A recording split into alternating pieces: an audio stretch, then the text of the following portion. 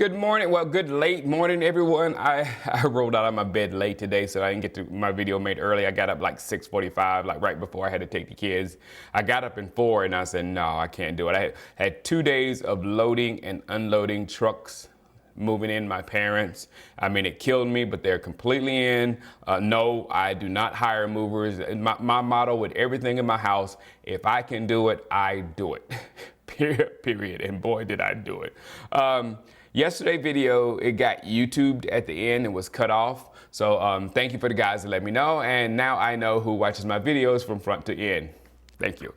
But all I said was that some people were getting mad at me for calling our first 3 games of the season preseason 2.0. But you got to keep it real. Those teams will more than likely have less than 10 wins combined this season. And I think that's being extremely generous. I personally think it's somewhere like 5 to 7. But someone asked me on Twitter, why do the Patriots get so much credit for going 3-0 for beating bad teams? And they say we hadn't beat anybody yet. And that's a simple answer in my opinion. It's because the Patriots finish, you know? I mean, I've always talked about the Patriots having the easiest regular season because their division is so bad. This year they have the Dolphins and Jets. They haven't won a game yet. But however, they do that, but then they finish and win the Super Bowl. So when the Dallas Cowboys start to finish and hoist that trophy, then, they'll get the type of credit that the Patriots get. That's like, that's obvious to me. All right, now piggybacking off of that comment, we have a nice stretch of games coming up. We have the Saints, Packers, Jets, and Eagles. Now, if we happen to lose 2 of those 4 games, we are going to come crashing back to earth, and it's going to hurt bad. It really will. And to me, in my opinion, all three of those games are equally tough. The Jets, they're a bit of an unknown because they'll have Sam Darnold back. They've been without him. I don't know how good Sam Darnold is. I don't pay him much attention. People talk him up, but you know how they talk up quarterbacks. I've said that enough. But he'll be back from having mono. What is he, 17? How do you get? Never mind. But I just don't know how good he is and how that game is going to be. But I think that game is the one game that should be an obvious victory. The Saints, they have no Breeze, but that does not matter to me because they have the best backup quarterback in the league, who's really not a backup quarterback because he's probably better than more than half of the quarterbacks in the NFL.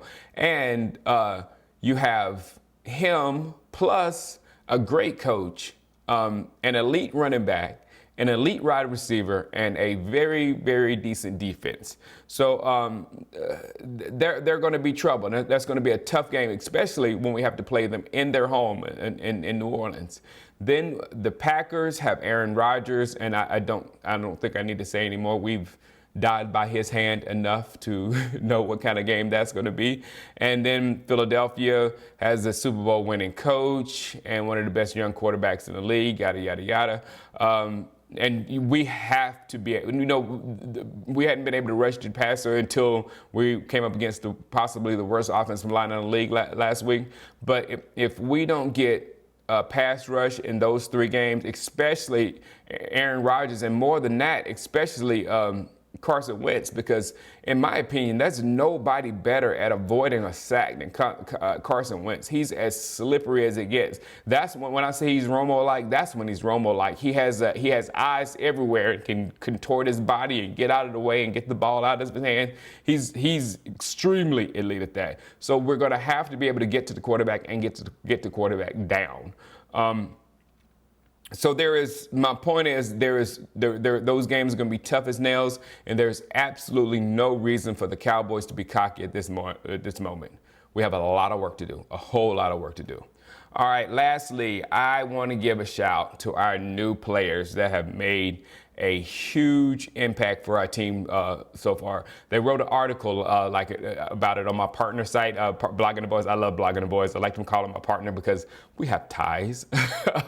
But talking about the contribution of these new guys, of course, Tony Pollard, he's real good. I saw it in training camp a little bit, but I still wanted to see him in real live action. And, periodically every week he's gotten a little better. And last week, I don't know how much emphasis I can put on this. Not only did he score a touchdown, he was the entire touchdown drive. He did the whole thing by himself, which was absolutely phenomenal. And I cannot wait to see how this is about. And we still haven't seen Tony Pollard in his number one capacity, catching screens and dump offs and things of that sort, and using his hands in the game. He's been literally a backup running back. Amazing. Devin Smith, another one. Devin is just like, he's just been a huge asset for us. And the blow, we have not felt the blow from not having Gallup yet because of him. So we're very blessed to have that guy. Christian Covington, he's been one of our best defensive linemen so far. He's been giving constant pressure. Great pickup from Houston. And last is Darian Thompson. If you saw that number 23 last week, he played very well. He was aggressive. We didn't look like we dropped off very much from not having Xavier Woods at all. So I'm very, very interested to see how well these players develop for us, because Darian Thompson, I didn't know it until I read the article, because I knew very little about Darian Thompson. He was also a pretty decent draft pick like Devin Smith that just it hasn't worked out for. He went to a bad defense, and like Devin Smith had never had a quarterback since he's been in the NFL. So now they have a shot, and they are taking advantage of that shot. And I love guys who figure out this is my chance, and then they give you the best. So I'm looking forward to see what they do. And I think that's all I got written down here. I'm going over there to demo a bathroom right now, and I have the internet set up over there just like it is over here with my mesh system. I have it going over there. So there's a good chance I'm gonna be doing tomorrow's game. I'm gonna be streaming tomorrow's game from over there, which would be a lot of fun. But I know one thing for sure: since the Packers and the Eagles are within our next 4 games, I will be streaming that game, and we will be watching that game and taking notes. All right, guys, have a blessed day, and I'll see you tomorrow. All right, bye.